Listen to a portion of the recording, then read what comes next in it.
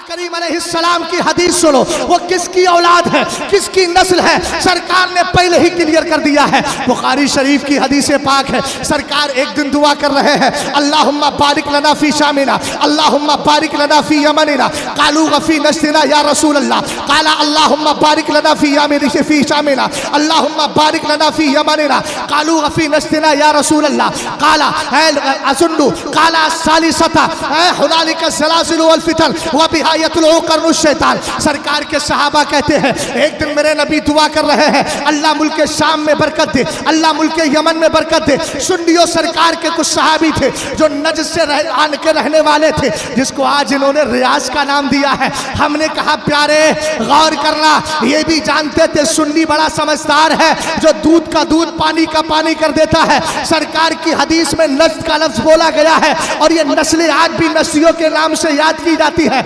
इसलिए इन्होंने क्या किया, गोबर पे हलवा रख दिया ताकि लोग बहते रहें। अंदर क्या है, नज्द है, ऊपर रियाज का नाम दे दिया, रियाज रोजा, बाग का नाम दे दिया उसको।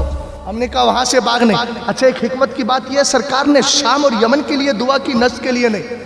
तो उसकी वजह तो सरकार ने बयान की, मगर शाम और यमन के लिए दुआ इसलिए की कि मुल्क के शाम में नबियों की कब्रें हैं और यमन में मेरा मुस्तफ़ा करीम के आशिक वैसे करनी भी रखते हैं। हाँ, अब सुनिए जरा, सरकार अलैहिस्सलाम एक दिन माले गनीमत तकसीम फरमा रहे, सरकार अलैहिस्सलातु वस्सलाम तकसीम कर रहे थे, पीछे से आवाज आई, इदिल या मोहम्मद। इमाम मुस्लिम की रिवायत कहते हैं, फ़क़ामा रजुल, तो एक शख्स खड़ा हुआ, और खड़ा हुआ तो उसकी पूरी निशानी बयान की गई। पूरी निशानी सरकार अलैहिस्सलातु वस्सलाम के सहाबी बयान कर रहे हैं। वो खड़ा हुआ, उसकी कैफियत क्या थी? फरमाया गायरुल आइनैन, आंखें धसी थी, मुशरिफुल वजनतैन, उसके रुखसार, उसके जो गाल थे वो ऊपर को उठे थे, नाशिजुल जबहा, ये पेशानी भी बाहर को निकल रही थी, समझ गए? कस्सुल लहिया, दाढ़ी बड़ी घनी थी, नहीं समझे बात को? और उसके बाद क्या था? अगला जुमला है, फरमाया मुशम्मिरुल इज़ार, आला हजरत ने तर्जमा किया उसको उर्दू में, पाइचे चढ़ाने वाले, जिसको फोल्ड करना बोलते हैं ना, बहुत जोर रहता फोल्ड करने पे, बहुत जोर लगाते कि भाई नमाज मकरू होगी, नमाज मकरू होगी, इस तरह बोलते। हमने कहा नमाज मकरू नहीं, सुन्नत के खिलाफ जाती है, लेकिन मोड़ लेगा तो नमाज कफ़े सौब की वजह से मकरू तहरीमी हो जाएगी, जो मेरे मुर्शिद का फतवा है, मैं उसी पर कायम। तवज्जो फरमाइएगा, आज बहुत सारे ऐसे मुफ्ती भी निकल गए ना जो कहते कि नहीं है वो तो वज़ा के खिलाफ हो या ना हो, इस तरह के मसले आते हैं, वो तहकीक में नहीं जाता मैं। बहरहाल तवज्जो फरमाइएगा, सरकार अलैहिस्सलाम के सहाबी ने सारी अलामतें बयान कर दी, और उसके बाद जब उसने जुमला बोला, सरकार के सहाबी जलाल में आए। एक रिवायत में है, खालिद इब्ने वलीद ने कहा, सरकार मुझे इजाजत दे, अदरिबू उनुका, मैं इसकी गर्दन मार देता हूँ। एक में उमर फारूक आजम ने कहा, मैं गर्दन मार देता हूँ। सरकार ने फरमाया नहीं, ठहर जाओ। जब वो जाने लगा तो मेरे नबी ने फरमाया, यखरुजु मिन दीदी हाजा, इसकी नस्ल से एक ऐसी कौम पैदा होगी, कुरान पढ़ेगी, यक़रऊनल कुरान ला युजाविज़ु तरा, कुरान पढ़ेंगे, मगर इन्होंने भी एक जुमला बोला था, समझ गए ना आप? हाँ, आवाज़ें बड़ी अच्छी, लहजा बहुत अच्छा है, गला बहुत शानदार है, गला बड़े अच्छे अंदाज में पढ़ रहे हैं। मैं कहली यहाँ तक है, बस यहाँ तक, अंदर नहीं, चूंकि यहाँ ईमान ही नहीं है तो कुरान की तिलावत का असर क्या? अब आका करीम अलैहिस्सलातु वस्सलाम ने इरशाद फरमा दिया, हुनालिका सलासिलु वल फितान, नस्ल के लिए दुआ नहीं करता, इसलिए कि वहां से ज़लज़ले पैदा होंगे, वहां फितने पैदा होंगे। फितना कौन सा पैदा हुआ? मोहम्मद इब्ने अब्दुल वहाब नजदी का फितना पैदा हुआ। अब आइए जरा सरकार आला हजरत से पूछते हैं, आप बताएं, सरकार के सहाबा खुलफाए अरबा के जमाने में वहाबी थे?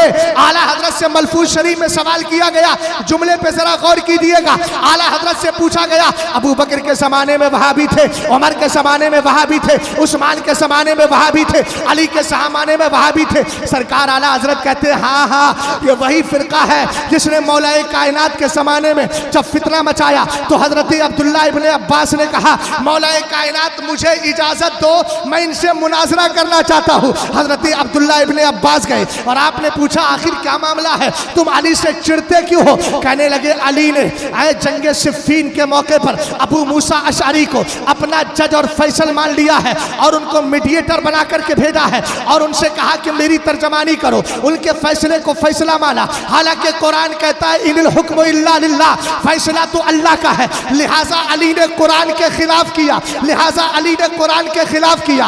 अल-अयाज़ु बिल्लाह ये दलील दे रहे थे। तब हजरत अबू बकर, हजरत अब्दुल्लाह इब्ने अब्बास जो कुरान के मुफस्सिर थे, उन्होंने कहा ये कुरान की आयत तो पढ़ लिया, जरा गौर करना, यही दलीलें देते हैं इसी तरीके से। ला तक़रबुस्सलाह, ला तक़रबुस्सलाह, नमाज के करीब मत जाओ, नमाज के करीब मत जाओ। आप बड़े परेशान होंगे यार, कुरान कहता है इन्न सलाता कानत अलल मोमिनीन किताबन मौक़ूता, नमाज जो है ईमान वालों पर मुतय्यन वक्त में फर्ज की गई है। ये तो कह रहा है नमाज के करीब मत जाओ। हमने कहा आधा पढ़ रहा है घामड़, आधा छोड़ रहा है, इसलिए कि अगला जुमला भी तो पढ़, वान तुम जुनुबा, जब नापाकी के आलम में हो तो मत जाओ। कहा कि सरकार ने मना किया, कुन तो नहीं तो कुमन ज़ियारतुल क़ुबूरी, मैंने तुम्हें कब्रों पर जाने से मना किया है ना। देखो सरकार फरमा रहे, बुखारी की हदीस है। हमने कहा डंडी ना मार, आगे का भी पढ़ ले। सरकार ने फरमाया कुन तो नहीं तो कुमन ज़ियारतुल क़ुबूरी अला फज़ूरुहा फ़इन्नहा तुज़क्किरुकुम फ़िद दुनिया वल आखिरा, फरमाया मैंने मना किया था लेकिन अब जाया करो।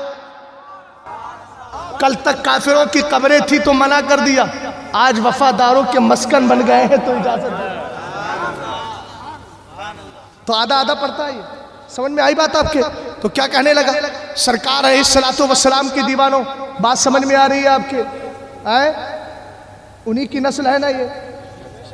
सरकार मौला कायनात रदी अल्लाह ताला अन्हु की तरफ से जब गए तो उन्होंने कहा, कुरान में अल्लाह फरमाता है फबअसू हकमम मिन अहलिही व हकमम मिन अहलिहा।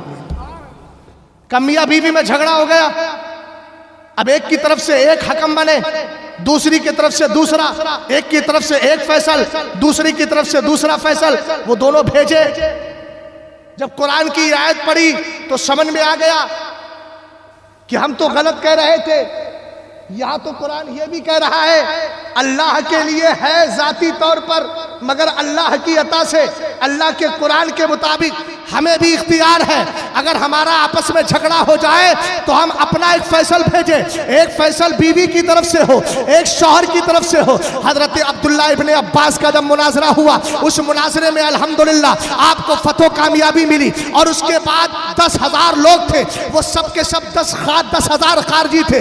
5 ने दोबारा कलमा पढ़ के सुन्नियत को कबूल कर लिया है, लेकिन 5,000 नहीं माने। हजरत अली ने लश्कर को भेजा, कहा जाओ इनसे जाकर के लड़ो, इनकी गर्दनें मार दो। अब उस लश्कर में इमाम हसन भी है, इमाम हुसैन भी है। कदम पीछे हटा लिया, हम कैसे लड़े, ये तो नमाजें भी पढ़ रहे हैं, हम कैसे लड़े, ये तो तहज्जुद भी पढ़ते हैं, हम कैसे लड़े, ये तो इबादत भी कर रहे हैं। बस अभी वक्ती तौर पर पीछे कदम किया था, लेकिन हजरत मौलाए कायनात जिनको आलिम माकाना वमा यकून ने खबर दी थी, इनकी नमाजें नहीं है, इनकी इबादत नहीं है। मौलाए कायनात के हुक्म के मुताबिक हजरत इमाम हसनैन करीमैन रदी अल्लाह ताला अन्हुमा भी आगे बढ़ गए, उन 5,000 को मारा और उनको कत्ल कर दिया। कत्ल करने के बाद अब भी हजरत अली को लगा हो सकता है इनके दिलों में कुछ डाउट हो, मेरे लश्कर और फौज के दिल में कुछ डाउट और खौफ हो, इसलिए हजरत अली ने कहा जरा तलाश करो जुस्सदिया। कहा जुस्सदिया, सदिया का माना पिस्तान होता, पिस्ताने जन,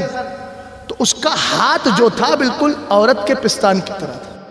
हजरत अली ने कहा अगर जुस्सदिया इसमें मरा है तो समझ जाना कि हम हक पर हैं, और अगर वो नहीं मरा तो हमने मखलूक में सबसे बेहतर को कत्ल किया है, और अगर वो मर गया है तो सबसे बदतर को कत्ल किया।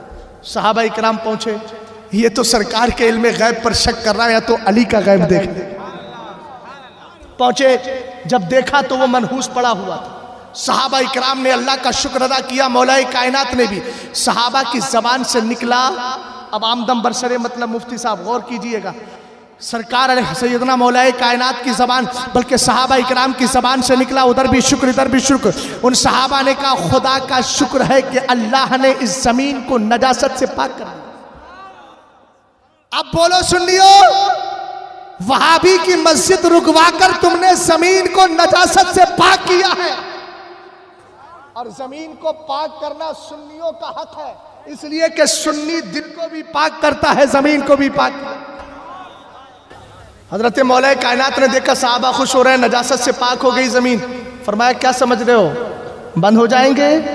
ना ना ना, फरमाया ला यसालूना यखरुजूना हत्ता यखरुजा आखिरुहुम मअद दज्जाल, का ये निकलते ही रहेंगे इनका सबसे आखिरी गिरोह उनकी जबान में हजरत दज्जाल के साथ तशरीफ लाएगा। अब फैसला खुद कर लो, वो दज्जाली कौम है। अगर मुफ्ती साहब क़िबला ने वहाँ ये हदीस पढ़ के सुना दी, यकूनु फी आखिर ज़मानी दज्जालूना कज़्ज़ाबूना यातूनकुम मिनल अहादीसी बिमा लम तस्मऊ अंतुम वला आबाउकुम फइय्याकुम व इय्याहुम वला युदिल्लूनकुम वला यफ्तिनूनकुम। तो कहा हम पर ये हदीस फिट कर रहे हैं। हमने कहा फिट वहाँ की जाती है जहाँ फिट ना हो रही हो, ये तो उतनी ही तुम जैसे मनहूसों के लिए है। सरकार ने फरमाया है कि आखिरी ज़माने में एक दज्जाल, आखिरी जमाने में झूठे पैदा होंगे, मकर फरेब करने वाले पैदा होंगे। तुम्हारे पास ऐसी ऐसी बातें लेकर के आएंगे, ना तुमने सुनी होगी ना तुम्हारे बाप ने सुनी होगी। सरकार ने फरमाया फइय्याकुम व इय्याहुम, तुम उनसे बचते रहना, खुद को उनसे दूर रखना। और इतना ही नहीं, दूर रखने की वजह क्या है, इल्लत भी बयान कर दी। कहीं ऐसा ना हो कि वह तुम्हें गुमराह कर दे, कहीं ऐसा ना हो कि फितने में डाल दे, इसलिए बचना तुम्हारी जिम्मेदारी है। अब तो समझ गए ना, ये कह रहे थे हम सरकार के जमाने से है। हमने कहा हाँ, जुल्खुवैसरा की शक्ल में तुम कल भी थे और दज्जाल की शक्ल में तुम कयामत